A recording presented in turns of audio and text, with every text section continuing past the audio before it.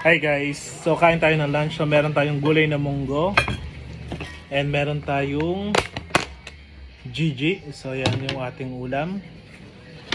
And meron tayong Shanghai. So bumili ako ng Shanghai. Ayan, so ito yung suka niyang sausawan. Pop.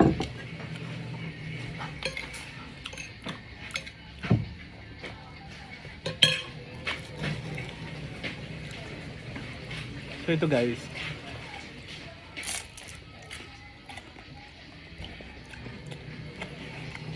So yun lang. Ang sarap ng ulam natin ngayon. Ayan.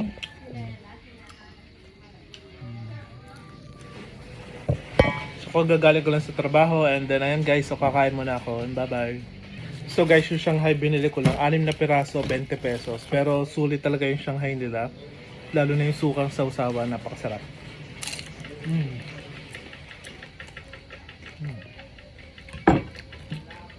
Then yung munggo natin. So may dawak siyang baboy. Then yung sandok naman ng munggo is 30 pesos. So meron kaming prito na Gigi. So yun, tara lang sa akin kasi kaka-out ko lang galing trabaho. So kakain muna ako.